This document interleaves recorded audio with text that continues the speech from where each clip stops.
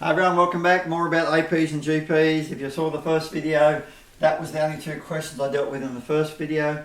But what I did in the first video, as I said, it's pretty obvious that we're going plus 2, plus 2, plus 2. It's pretty obvious we're going times 2, times 2, times 2. When you get to some of the others, it's not as obvious.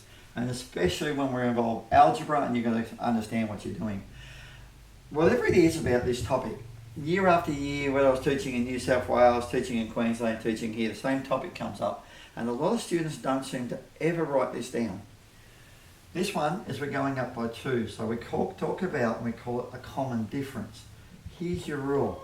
If you want it as a simple rule, term 2 take term 1 must equal term 3 take, term 3 take term 2 if it's an AP. So let's have a look at it. So term 2 take term 1, which is pretty easy to do, 12 take 10. This is called D, common difference, if it's an AP.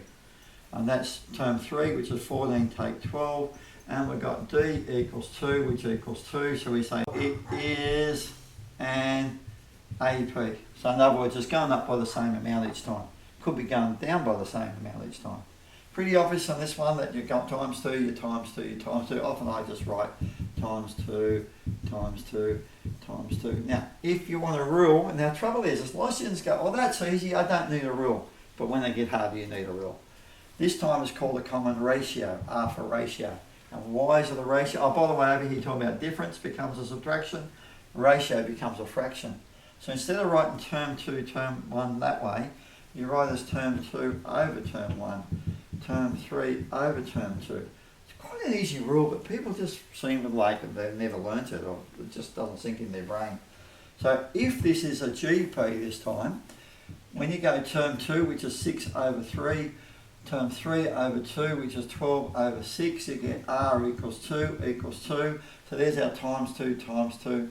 So each time we're getting an R of 2, you can say, therefore, it is a GP. And you could say with an R of 2, but it's obvious it's an R of 2. Let's go a little bit harder to make it a little bit more worthwhile. So we're talking about the common difference here.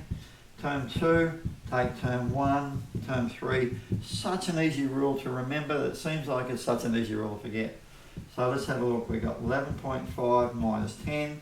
Whole of you watching it go, well, that's pretty obvious. I don't need to write it down. But when it gets harder, you do. 13 take 11.5. So in this case, we've got a 1.5 and we've got a 1.5. So it's got a common difference. By the way, you only need to establish it twice on a pattern.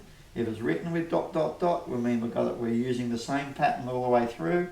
And that pattern applies, so once you show it for the first 2 pairs, that pair and that pair, then you've got it as a rule. So this one is, therefore, it is an AP with a common difference of 1.5. So this one most of you look at and probably see the 1/3, but when it gets harder. So common ratio, I think it's a GP. By the way, if you start it and you say, oh, it could be an AP because it wasn't obvious, and you apply that formula, the formula was very quick. Let's do it.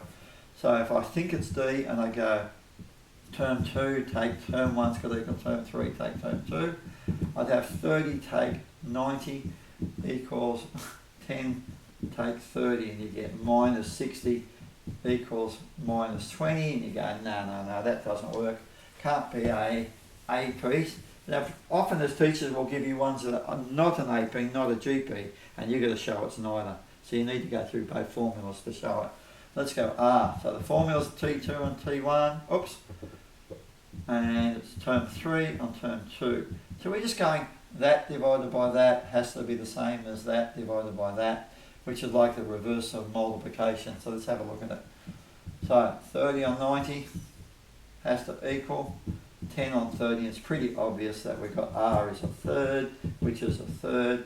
So therefore it is a GP and we could say a ratio or a common ratio of 1/3. So each time I multiply by a third, I multiply by a third, and I multiply by a third. And by the way, if I followed the pattern, I'd have a 10 on 9 because the denominator becomes 3 times bigger.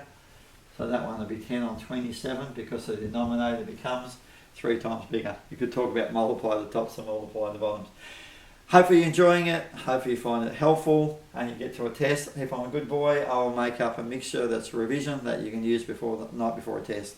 If you're enjoying them, spread the word, tell your friends, let them know about it. Thank you. Bye.